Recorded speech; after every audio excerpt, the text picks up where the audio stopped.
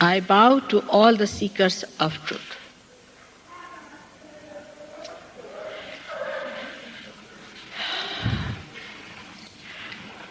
But when we are seeking the truth, we have to understand that truth is to be known through our assent and through our awareness, that is our central nervous system, not through mental projections. For example, what just now has been described to you is the knowledge of the roots. The West has developed because of extroversion like a tree. It has reached its climax now, but it must find out its roots.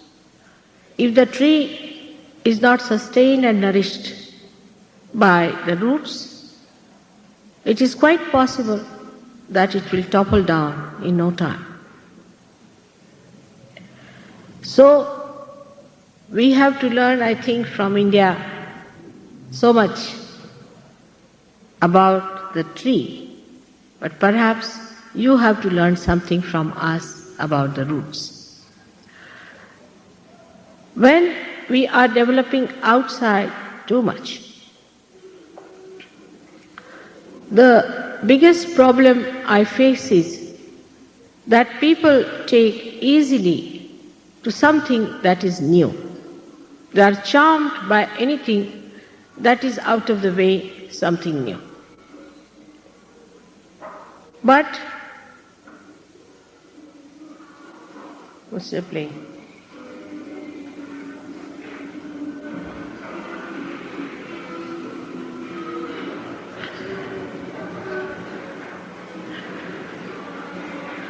But in Sahaja Yoga, when you see it clearly, you will understand that it is not a today's thought, it is not 100-year thought, but it's a very ancient, traditional understanding about the spirit. While in the West, people get very much enamored by things which are absolutely new, for example, 100 years back. It's very surprising how they do not see something beyond, and they want to try everything that is new, which is not traditional. For a country like India, 100 years is yesterday. That you can understand. So if you have to understand anything about the spiritual tradition of India, you have to go far back. And you will be amazed that gradually everything evolved, and whatever came in its way, like Tantrism and all that, was thrown away. Then again it came up, revived, and again it came up. But about 100 years back, we had horrible people coming down who have introduced absolutely ideas of no value to your ascent, but maybe for your descent. Like the other day, I went to Pune. There are some Western educated Indians, and their age must be about 40 years to 50 years, not very old. And I found that they were all suffering from horrible diseases.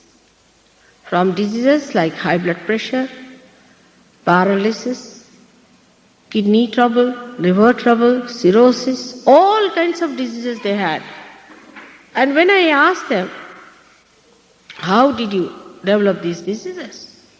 They said, we had a guru and he told us a path by which we went and we got into this trouble.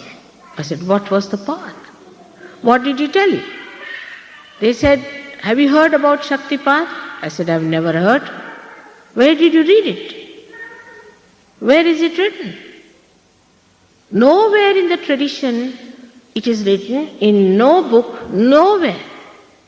No, there was one book 70-year-old back.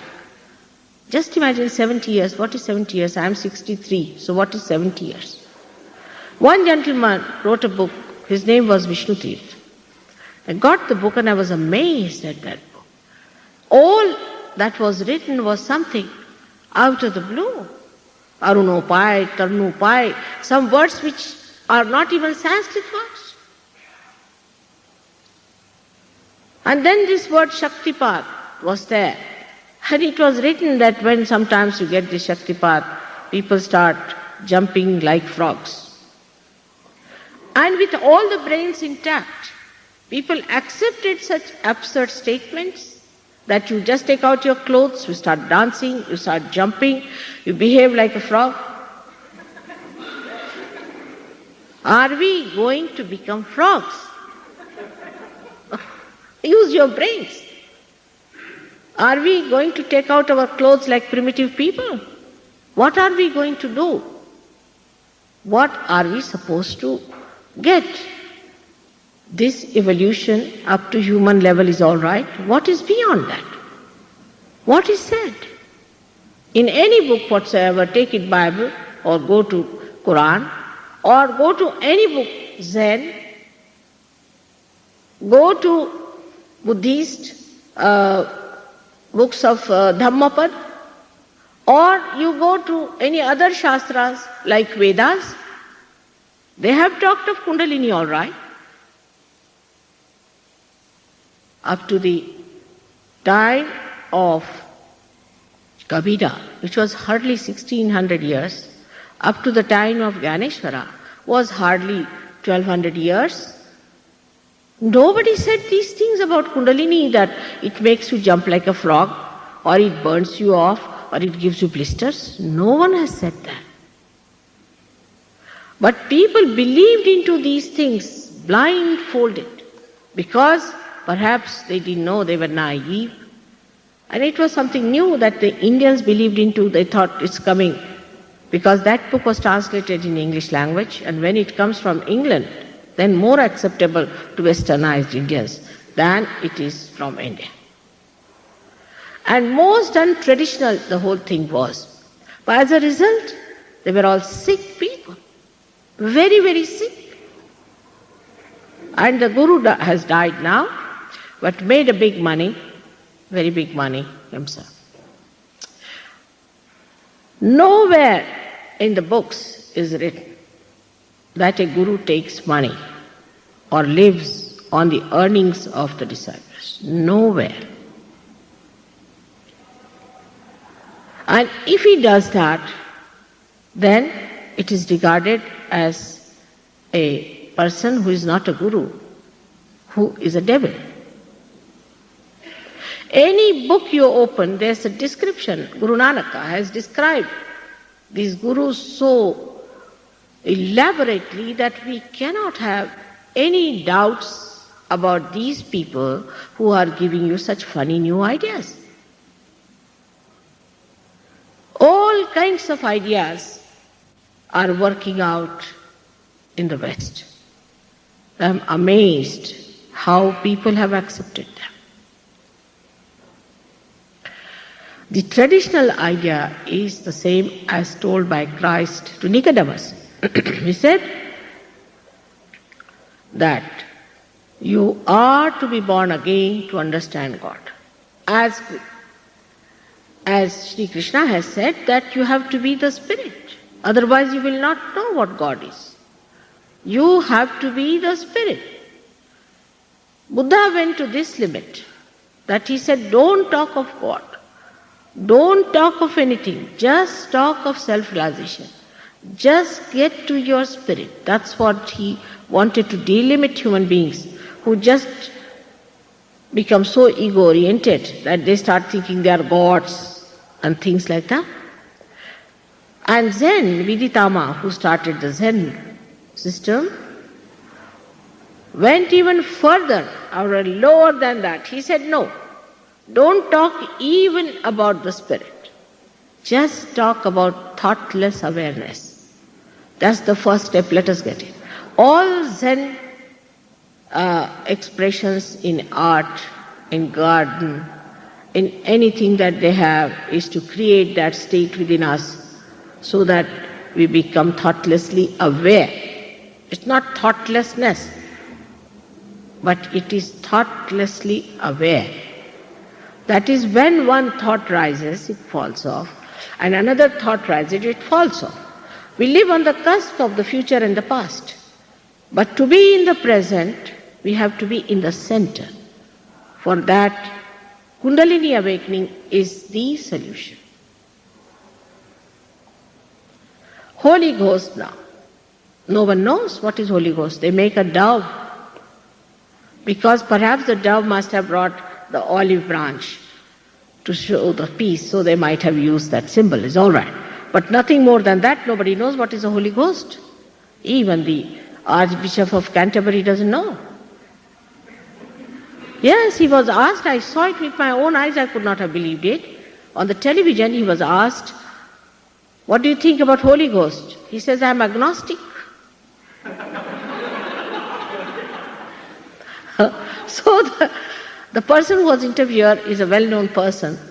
He asks him, then what are you doing here? He said, I am doing my job, as you are doing your job. So he was quite happy. He said, yes, I am also doing my job, you are doing your job.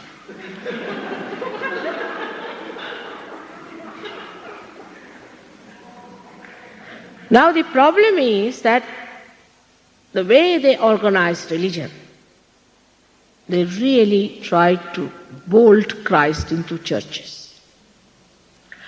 This is the biggest problem of all such religions which are organized. Ultimately, they all end up as fanatics or something like charismatic movements where people start becoming like possessed, or Seventh-day Adventist sort of people, or what you call the other ones are Pentecostalists and all that sort. Rastafarians, all sorts. These are not anywhere near Christ. So what we get is a branching off from the religion. Is a branch, is a kind of a sect, we can call it. And these sects that go on dividing and ultimately end up into cults. So the sects become cults. Or maybe that anti-religion things start as cult, or anti-culture thing starts as cults. So actual happening, that is the self-realization, is just forgotten. Even there are people who say that we are self-realization people. What do? They cut the tongue and say, put it back here. Why? Because it is said that when the Kundalini rises, there's a kechari that takes place, that the tongue is pulled back. But when the Kundalini rises, then it's like when the car moves, the wheels will move. But before that, if you start moving the wheel, will the car move? Will it move? And this Kundalini awakening is a spontaneous happening. It's done by living force within us. How did we become human beings? What did we do about it? It all happened spontaneously. How much did we pay? To whom did we pay to become human beings? Which guru did that? No one. So the Kundalini awakening has to be a spontaneous happening. But as in evolutionary process, one fish came out, then few fishes came out, and were followed by shoals of fishes. In the same way, one person has to do it. That's a different point. But that you can pay for it is absurd and irrelevant thing. Because when you have to sow a seed, the seed has a power to germinate, and the Mother Earth has power to nourish it. That's how it works out, spontaneously. You don't pay anything to the Mother Earth, or for transforming flowers into fruits. Do we pay to the tree? So you cannot pay. neither can you put in any effort for it. It is just spontaneous. He said, even I would say at the time of Shivaji, who was there about 400 years back, Ramdasa, Sri Ramdas Swami, who was a great incarnation, I should say. Somebody asked him, how much time does it take for Kundalini to rise? He said, that moment. But people don't read this. This is not translated. No one knows their names. Nobody knows about them. Even Shankaracharya, I don't know. If people have translated him, it was so late. And no one wants to understand Shankaracharya. It's very easy to understand once you become the Spirit. Unless and until you are the Spirit, you can't even understand Christ. Like the theologians now are trying to prove that Christ had no immaculate birth, he had no miracles, and he was another theologian like all these people. They cannot understand that God is beyond this mind. He is the one who has created this mind. And this human mind is a limited factor. If you have to trigger yourself to that unlimited space, you have to go beyond the mind, and then you see the mind in a new enlightened way. Now a new theory in England, I don't know if you know that or not, that Christ was just an ordinary human being. They can prove it, they say. How? With your brains, with your arguments. That he never walked on water, that he was not an immaculate conception. This was Mr. Paul, who came much later than Christ. When I saw him in the Bible, I said, from where does he come in, this Mr. Paul? Who is this gentleman? I couldn't recognize him. Because he is the one who is talking something through his hat, as they say. He's not the one who talks like a saint. He does not. He's an organizer. And you know he was an epileptic patient. Not only that, but he killed so many Christians. And then he becomes a great leader of Christians and becomes the great writer in Bible. I don't know how he came there. And then Augustine perhaps reincarnated. They have done this mischief. That's why I find many people who come to me, if I start talking about Christ, they walk off. Christ was the Son of God, and it can be proved. He was, whether you like it or not. Everything can be proved. Who was Moses can be proved. Now the time has come to prove all these scriptures, all these incarnations, all these prophets. What was the relationship between Christ and Krishna can be understood once you get your realization. Without that you cannot understand. But theologians can never understand Christ. Christ had said that very rich cannot enter into the kingdom of God. I sometimes feel these intellectuals or theologians can never enter into the kingdom of God. That's the area they cannot enter. You cannot discuss God. You cannot. You have to feel your spirit on your central nervous system. As you can feel something hot and cold, you have to feel those divine vibrations in your being.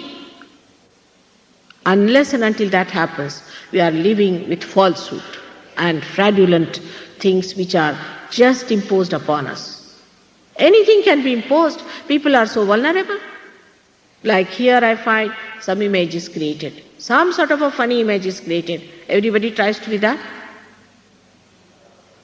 Some sort of a I can say, an impression on the mind is given. And then people just start following it. Maybe that you do not know what to follow. Maybe that you do not know what to find. But still, one must find out one thing. Anybody who says this is true, you go and see his life. You see him. Is he righteous? Is he a pure personality? Is he what he says? Is he a person who can take you to the kingdom of God? Can he awaken the Kundalini within you? If he cannot, why are you with him? Why are you wasting your time and money with such a person?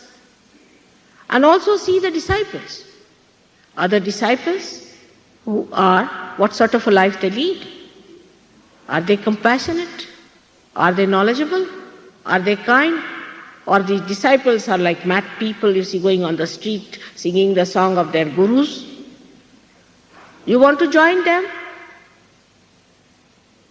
Their procession of madness? All these diseases have come because you have tried new methods. All these brain diseases are coming because you have got all the horrible gurus here. It's not what your age is. In India, people can be 8 years and 90 years, they don't become mad. Why should Americans become mad like that? Because you have got all these gurus here nicely settled down. They are spoiling your psychology. They are working it out. I said this in 1972. And people didn't like it. They said, you better charge some money, mother, for what you are doing. I said, how much are you going to pay me? This is what it is. How much are you going to pay me? But they didn't like it. They said, even in England, the BBC people told me that an Anglo-Saxon brain cannot understand anything that is free. I said, what about breathing this free air? How much are you paying for that? Everything divine has to be free. God doesn't understand money. This is a fundamental thing you must understand. It's out of your ego, of your money, that you think you can purchase God. You cannot. God is what it is. It cannot compromise. Now somebody told me, mother, don't tell them about thoughtless awareness. I said, why not? An Indian will immediately understand it's called Nirvichar Samadhi, written down in all the books. Why not? Because they will be frightened. I said, then such frightened people cannot enter into the kingdom of God. It is not a compromise. You are not obliging God. The God's divine power is obliging you because you are special people. Of course, created by God Himself. Because you are seekers. You are a special category. Because you are seeking beyond, it's God's grace that is going to work it out. People have seen it in their unconscious, despite all the efforts of Paul and Augustine.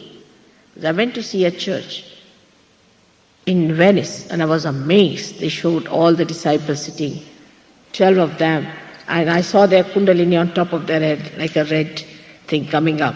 And the grace, of course, they have shown Holy Ghost as a dove as usual, but the grace is falling upon the heads of these. And when they got their realization, they also felt the cool breeze of the Holy Ghost. And they started talking in strange languages. That means people think irrelevant language. It is not an irrelevant language they talk. They don't talk an irrelevant language. They talk the language of the chakras. You'll find the Sahajogis do the same. Now, for example, somebody is there, immediately they will know what chakras are catching. They talk in the language of chakras. If they say somebody has got an agya, means that person is very ego-oriented. But they won't say sagya. Or maybe the back agya means he's possessed. They talk the language of the chakras, the subtle centers within us. And when they move their hands, they move the energy on your chakras, on your head, like the disciples of Christ move their hands. As you must have heard that they were making funny gestures and people thought they were mad. But first thing one has to know that you are not to depend on any hearsay or whatever bombastic claims people do. You have to yourself experience it. You have to know that it has worked out in you. You are not to be dishonest about it. You have to be very honest to yourself. You have to feel the experience yourself. No use wasting any more life, because this is the last judgment. Your Kundalini is going to judge you. You are going to judge yourself. You are going to correct yourself. You are going to redeem yourself. I will of course counsel you. I will of course comfort you. Also redemption one can do. But it is you who has to know each and everything about it. Like now you have heard Danny. What Danny has talked is very little than what he knows, and even much less than what he can do. In the same way, you should be empowered. The other day, some gentleman interviewed me. He said, "Mother, I don't want to be a guru." I said, "Who wants you to be guru? You are your own guru," means you know what is absolute. You have the full discretion to know what is absolute, what is wrong and what is right. How will you know that a person is a saint or not? How will you find out? How will you find if Christ stands before you? Or how will you find out if the Holy Ghost herself faces you? Is there any way of finding it out? No, you do not have. You have not reached that state.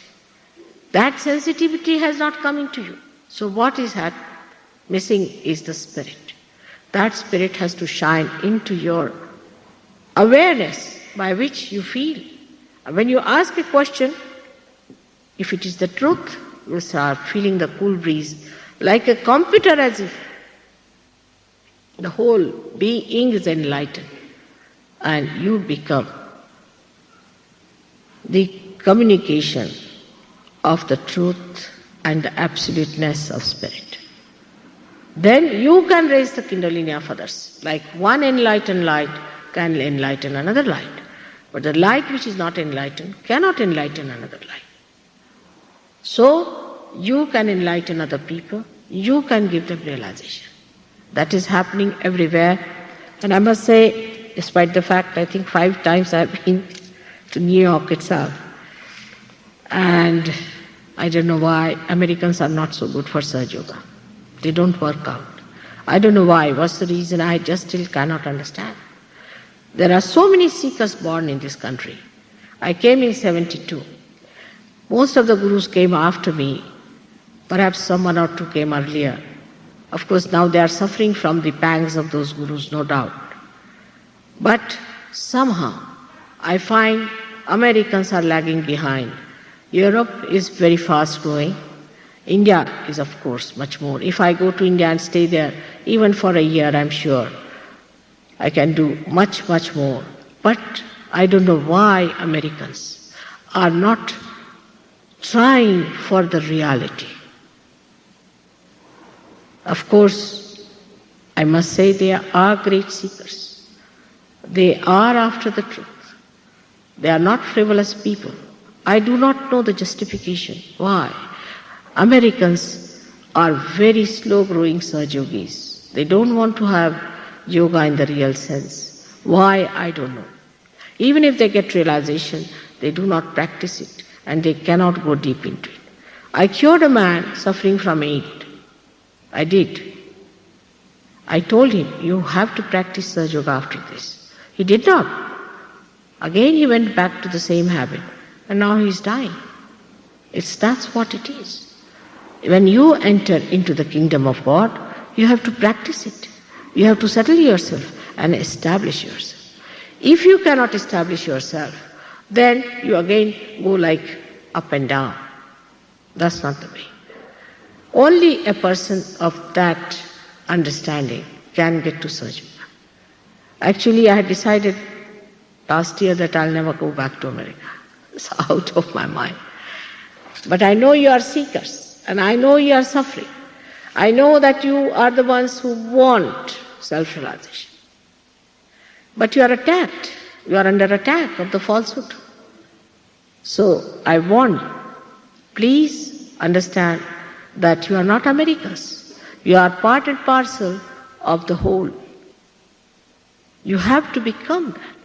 You talk of peace, you have no peace within. How can you create peace on this earth? It is not the atom bomb that is going to destroy us. It's from within we are going to be destroyed. If you do not get your chakras all right, you'll be faced with all kinds of diseases, all kinds of troubles that are not yet known. So please be careful. I want to warn you. Be very careful. You can cure cancer, you can cure AIDS, you can cure all these things, but you have to get to the spirit. You have to be enlightened with the spirit. Your chakras are to be cured so that you can cure others' chakras. I request you, all of you who are here, to be serious about it, to understand it's a very serious thing. We are on the verge of a great calamity. I had told about this in 1972. It's on all my tapes I had said that a horrible disease is going to come. Only about, in my second visit, I said that brain is going to be affected. But nobody listened to me, and when I was on the television, they started telephoning to me, Mother, now we are already in it. Yes, they are. Not by singing songs for them or collecting money for them, you are going to save them. Only by becoming the spirit. That's the only way you can save them. So I would request you to consider it seriously, that even I give you realization, you should not fritter away. You should respect it. You should ascend. Because I don't take any money, that's what they say, Americans will have no value for this. You can't pay me, I'm sorry to say. You can't pay me. If Americans don't listen to me, Indians are very sensible people. I'll work it out there. Yeah, they are very sensible. They won't go to these fake gurus, none, except for the cities. They run away from there because they are thrown out. They are very sensible, wise people. Through trial and error, through their traditions, they have learned what is the truth is. I don't have to tell them much. They know about Kundalini. I went to the foothill of Himalayas only before coming. And there were 3,000 people from all villages had gathered. And they had written there is going to be Devi Jagra. Devi is the goddess of Kundalini and she is going to be awakened. They all knew about it, they came. Because also it is predicted. Very many years back, thousands of years back, predicted that such a time is going to come when Kundalini is going to be awakened by Bhrigu Muni, the pioneer of our astrology. It's complete description of Sahaja Yoga he has given. So they are all waiting for it. You go to any village, you'll get at least 6,000-7,000 people. I mean, some people who have been with me in India have seen it. You don't have to tell them much, don't have to talk much, they just get it like that. And they settle down is the point. You go to one village, there will be 10 villages there, all of them settle down. And every time I go to a new village, all of those people got realization at the foothill of Himalayas. But I feel concerned, very concerned. And I hope you will understand that concern. And will have that concern for yourself. I would like to have some questions from you. But that doesn't mean you be aggressive with me for nothing at all. I have not come here to sell anything. So please don't be aggressive and waste time of others because some guru says that guru says that. If you think some guru is good, you can go away. I have nothing to say. Here, if you have to get something, you are here. Please don't upset everyone else by asking funny questions. Now, if you have any proper questions, please ask me. I am here to answer.